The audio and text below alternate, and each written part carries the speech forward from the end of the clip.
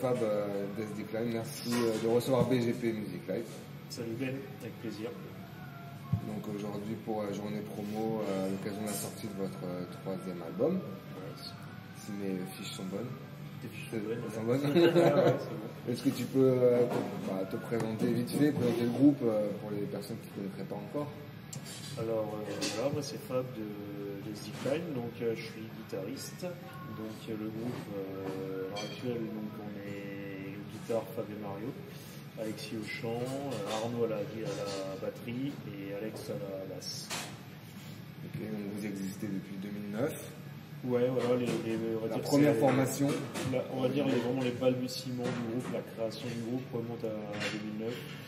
Le groupe a vraiment commencé à avoir une forme, à ressembler vraiment à un vrai groupe avec un line-up complet à partir de 2011. Ouais. Donc c'est vraiment là que les choses ont commencé à se concrétiser. Voilà, vraiment devenir qu'un Decline est vraiment devenu un vrai groupe à cette époque. D'accord, parce que le line-up a pas mal changé. Apparemment, il est plus ce qu'il était à l'origine, on va dire. Tous les membres ont...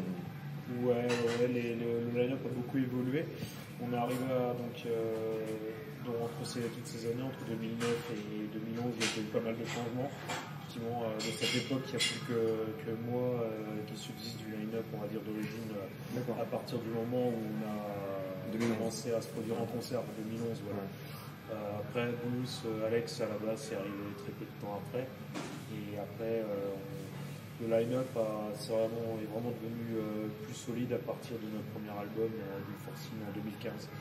D'accord. Ça n'a pas empêché qu'on ait quand même un nouveau changement de batteur après la sortie de notre deuxième album, donc fin 2018. Donc on a changé de batteur. Et là, ça fait une paire d'années qu'on est sous la forme que je t'ai donnée et c'est plutôt solide comme ça et j'espère que ça va pourvu que ça dure. Pourvu que ça dure, c'est clair. Ouais. Ok. Donc vous jouez, alors on catégorise, parce que c'est vrai que on aime bien catégoriser un peu, enfin voilà, sur les genres musicaux, surtout dans le métal. On aime bien les étiquettes. Les étiquettes, bon voilà, pour un peu se repérer, parce que sinon on est perdu. Donc death, thrash, mais un peu de hardcore. Est-ce que... Tu dis ça parce que j'ai une casquette, c'est ça? Non, même pas.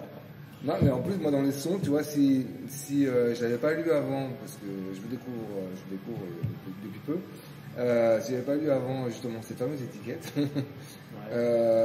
j'aurais pas trop classé dans le death, déjà. Ouais. Mais plus dans le... Ouais, trash, ok, mais c'est assez correct, enfin, c'est assez hardcore, je trouve. Ouais, enfin, c'est ma vision des choses. Mais... C'est à partir du nouvel album que tu donnes ce... Ouais, ou le nouvel album, et puis même en ayant fait la discographie, voilà, c'est mon ressenti. Clairement, je suis pas trop, ceux qui me connaissent, je suis pas trop fan de death. Et là, j'ai bien accroché pour le coup. Donc c'est que quelque part, quelque part, on fait pas du death. Trop net. Pour moi, ma vision des choses. Après, c'est subjectif. Mais voilà. Donc, et toi, tu l'entends comment, toi qui gravis depuis 10 ans oui, c'est vrai que là, tu viens de soulever que ça fait 10 ans, je m'en étais pas forcément rendu compte, mais effectivement. On a pu prendre la bougie. Ouais, faut fêter l'anniversaire. Écoute, déjà... l'évolution, est-ce que tu as vu une évolution Ouais, forcément, on a vu une évolution à travers les différents musiciens qui ont pu jouer dans Death Decline et les différentes influences qu'on a pu avoir, les différents albums qu'on a sortis. Alors effectivement, il y a eu une réelle évolution. Donc après, j'espère qu'on a pu garder un peu le fil directeur du son Death Decline à travers ces 3 albums. J'espère qu'on a réussi à créer une identité sonore. Donc voilà. Après, je suis d'accord avec toi. On est en perpétuelle évolution. Le premier album est différent du deuxième, le deuxième est différent du troisième. Après, si toi tu vois des touches hardcore, moi je veux bien l'entendre. C'est pas forcément voulu. En fait, on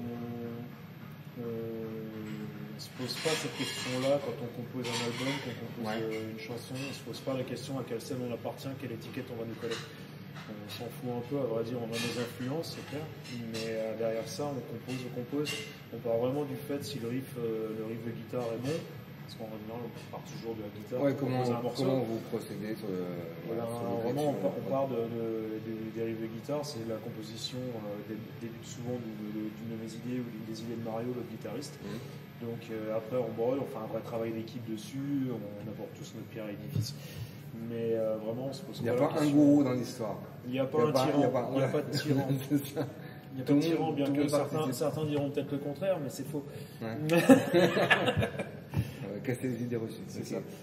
Mais non, vraiment, on se pose pas la question de l'étiquette, qu'on nous apparente à quelques scènes que ce soit. Nous, on est fans de métal avant tout. On fait notre son, vraiment si on aime bien un riff, on va pas se poser la question, il n'est pas assez death metal, on peut pas l'utiliser, ça c'est pas du trash, c'est mort, c'est pas comme ça que ça fonctionne. Donc le son, c'est pour ça aussi je pense que le son dans chaque album évolue et que les compos sont différentes dans tous les albums. Et sur vos influences, que ce soit celle de base, enfin depuis toujours, et puis peut-être des influences qui sont venues se greffer depuis, par exemple, sur le dernier album, j'en sais rien, parce que tu des nouvelles influences qui nous musicales éventuelles. Pas de nouvelles influences, des influences qui nous suivent depuis le début, on va dire. On vient tous un peu de la scène métal, mais différents. On n'a pas tous les mêmes sensibilités de la scène métal. Donc moi, je vais plus venir de la scène trash ou heavy, des mastodontes de la scène. D'autres du groupe seraient plus sur la scène death mellow, black metal, plus métal moderne, ça dépend. On aime tous, on est des gros consommateurs de musique et du coup on aime vraiment beaucoup de groupes différents. Il n'y a pas cloisonné sur. On n'est pas cloisonné et dernièrement je ne saurais pas te donner un nom qui nous a vraiment. Non, mais pas forcément. Et d'ailleurs, ça s'entend dans les titres, effectivement, que c'est. On n'est pas cantonné à un style. Il y a quand même un mélange des genres, je trouve. Ouais, carrément, mais ça fait. Alors, je pense que c'est un peu une volonté, sans en être une réellement, c'est un peu inconsciemment, mais c'est très naturel surtout. Donc, on compose comme ça et ça ressort tel que ça ressort. Et on se pose pas la question vraiment de vouloir coller à une scène, une étiquette. Je sais pas si c'est une stratégie qui est bonne. En tout cas, c'est comme ça que fonctionne. C'est pas forcément une stratégie d'ailleurs, d'après ce que tu dis, parce que si c'est plutôt instinctif. C'est instinctif totalement. Voilà, vous ne cherchez pas à faire telle chose. Non. Par contre, il y a une question que je pose assez régulièrement dans la volonté de faire le chant. Par exemple, la langue, natale ou pas natale, ça c'est un choix qui est délibéré par un groupe. Donc vous avez toujours choisi de faire en anglais, comme la plupart d'ailleurs des groupes français aussi. Alors l'explication, il y en a une, il n'y en a pas, c'est venu comme ça semblait logique pour vous, ou c'était dans le but de s'exporter, ou d'être accessible à peu près. On s'est même pas posé la question de quelle langue on allait devoir employer, c'est venu naturellement, on s'est dirigé vers l'anglais, voilà, c'est venu naturellement, ça ne même pas posé la question, on va dire. Donc, je sais qu'Alexis compose en général directement ses paroles en anglais, donc il n'est pas gêné par il n'est pas gêné par la barrière de la langue, donc il fonctionne comme ça. On ne s'est pas du tout posé la question, alors encore une fois c'est pas prémédité, pour nous c'est comme ça, c'est acté, c'est peut-être dû aussi vis-à-vis de nos influences musicales et tout ça qui chantent en général en anglais, qui ne s'est pas posé la question parce que voilà, on fait ce qu'on aime. Et du coup, voilà. Je dis pas que je n'aime pas les groupes de la scène qui chantent dans la langue natale en français. Il y a plein de groupes que j'apprécie énormément dans le style, mais pour nous c'était plutôt naturel de chanter en anglais en fait.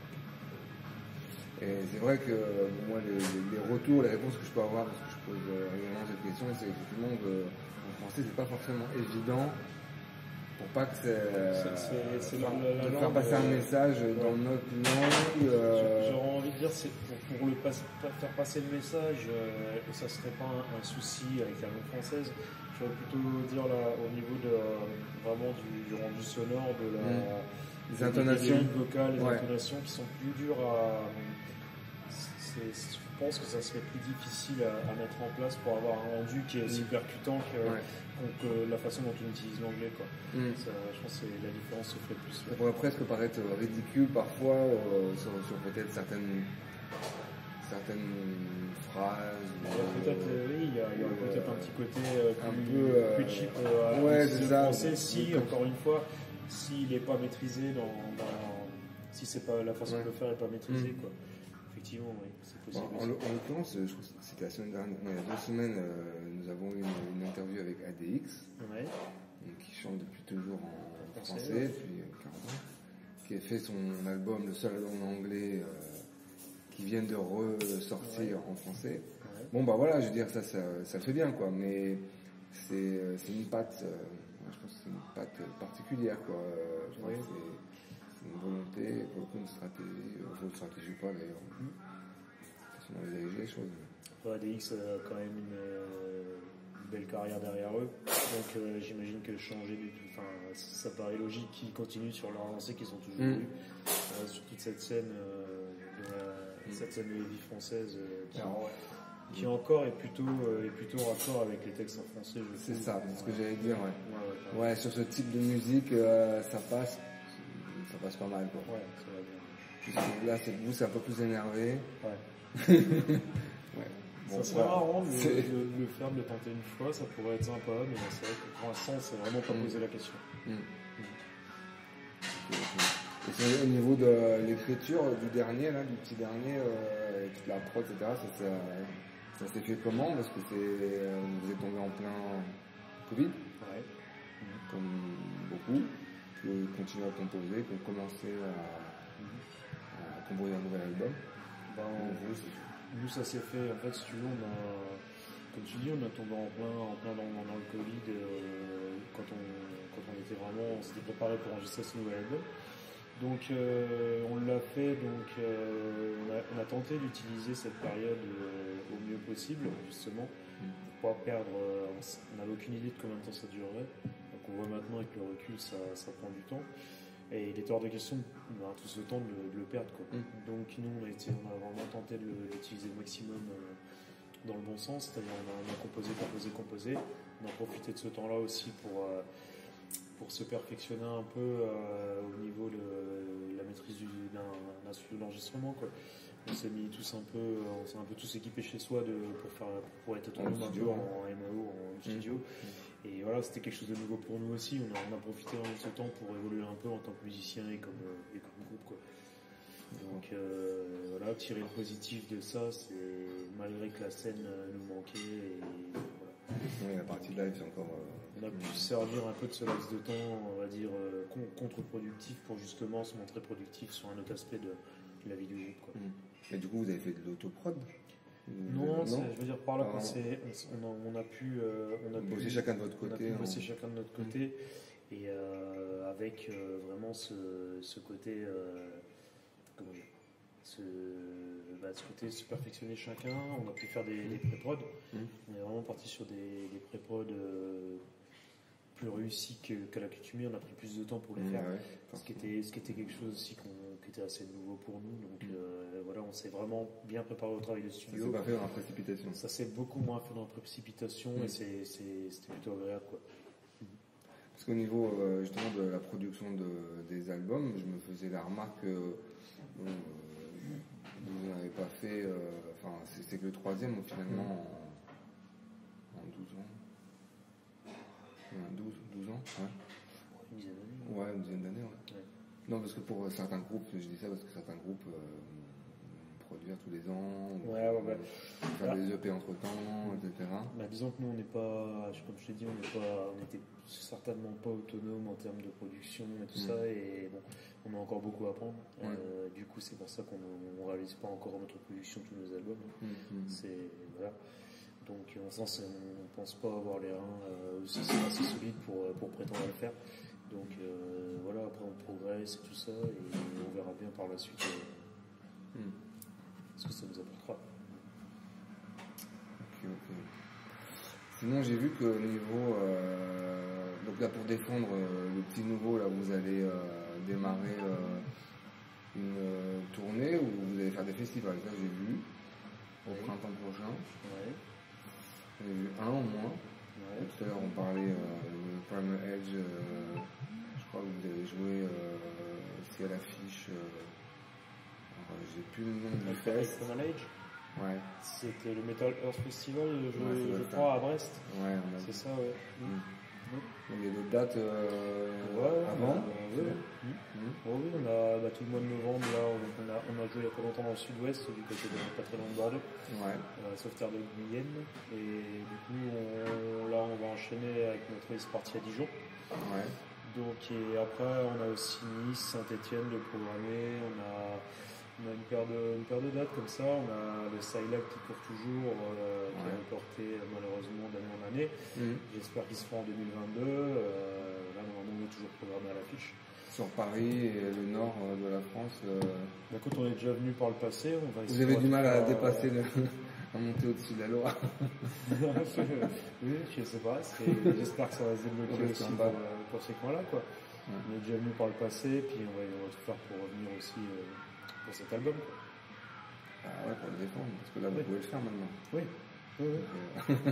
Et pas en streaming. Oui. Non, c'est effectivement, nous, puis en plus, comme je te dis, on est vraiment un groupe qui se fait plaisir sur scène, et c'est vraiment là qu'on est le plus à l'aise, on est mieux, voilà. Ouais, c'est carrément plus le leitmotiv du groupe, donc on avait qu'une hâte, c'est que ça reprenne, et là, on va tout faire pour tourner un maximum, quoi. Carrément. Concernant l'artwork des pochettes, j'ai vu que vous bossiez avec toujours la même personne, un graphic designer.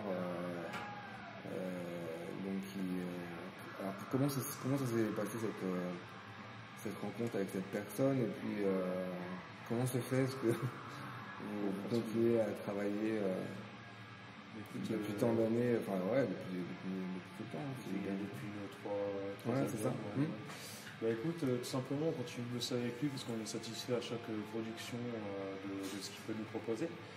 Donc là ça a encore une fois été le cas, il a même on va dire un peu dépassé un peu nos attentes. Donc la question s'est pas posée de ne pas bosser avec lui, on est très satisfait, donc pour l'instant ça marche très bien comme ça, donc pourquoi changer, quoi. Comment ça se passe, comment on l'a rencontré, quand on a voulu bosser avec lui pour Build Forcing, notre premier album, je crois que c'est moi qui ai dû ramener sur la table, qui ai dû montrer aux autres un peu les travaux de Stan vis-à-vis de groupes que j'aimais et tout ça. Il avait déjà un CV sympa à l'époque, qui est encore meilleur maintenant. Mais du coup, voilà, j'ai proposé, ça a bien matché, on est tous tombés d'accord sur voilà. Et donc il nous a fait l'illustration de Build Forcing qui nous a convaincus par la suite de rester avec lui. D'accord. On n'est vraiment pas déçus des résultats, quoi. Donc c'est important pour vous d'avoir une belle carapace sur quand vous concoctez un album, d'avoir la pochette qui va bien avec Bah carrément, oui, sans dire. Ça fait partie Ça fait partie d'un album. C'est important, je pense, d'avoir une qualité visuelle sur un album. Voilà. Bon, à une époque, ça pouvait être différent. Quand on parlait les artworks des fois des premiers albums des vieux de la scène des années 80 ou tout ça, bon, c'était visiblement moins important, ou je ne sais pas, mais à l'heure actuelle, je pense que c'est important d'avoir un visuel qui est en adéquation avec le son d'un groupe, et un visuel qui a aussi un impact. Les pochettes des Maiden, c'était quand même quelque chose. Maiden, oui, c'est clair. Ouais. Non, je pensais plutôt aux premières pochettes de Slayer ou de Pantera. Qui pas grand intérêt. Sinon, je pense que oui, vraiment, un visuel, ça a carrément son importance dans l'identité musicale et l'identité tout court d'un groupe, quoi. Parce que là, on se dit, tiens, tout de suite, ça c'est lui, ça c'est machin, identifiable. Alors, on a essayé un peu d'exploiter aussi ce petit côté. Après, ça nous aussi nos influences. Tu parlais de Iron Maiden. avec Eddie qui est une mascotte énorme, voilà. Sans aller jusqu'à vraiment baser nos apports sur l'utilisation d'un personnage récurrent comme ça, on a toujours notre touche avec ce personnage avec des cornes, tout ça sur ces trois premiers albums, qui est récurrent, qui a un petit fil conducteur, voilà, qui nous lie, qui lie vraiment la discographie du groupe. Alors sans aller, comme je te disais, à utiliser à outrance le personnage pour, comme on a dit, de chez Iron Maiden, mais voilà, on avait ce petit désir là et Stan l'a compris et il l'a bien mis en image. Est-ce qu'il y a une histoire qui tourne autour du personnage du coup? Parce que je t'avoue que j'ai pas creusé les paroles pour essayer de comprendre s'il y avait un fil. Pas le conducteur, mais. Ce personnage, il est totalement ouvert. C'est une mascotte. C'est une mascotte, il est ouvert à l'interprétation. C'est pas le héros de. C'est pas le héros d'une histoire. Ça serait peut-être plus l'antagoniste même que le héros de l'histoire.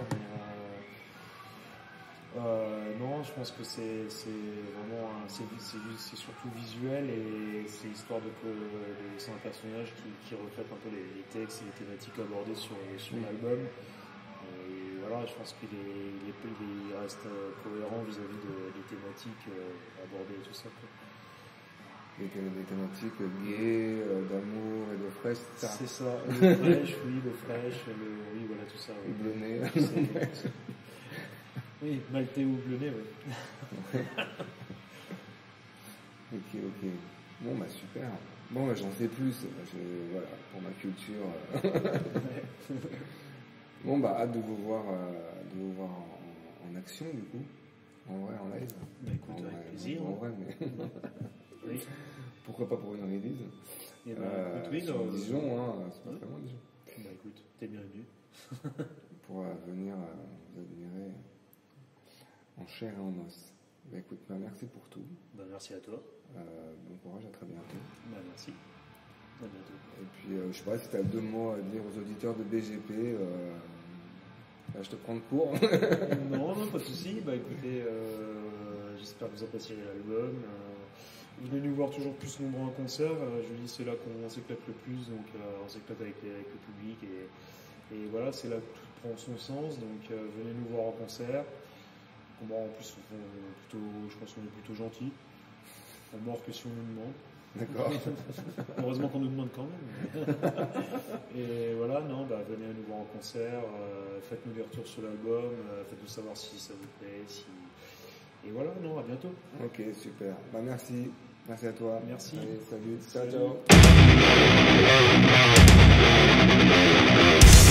Ciao.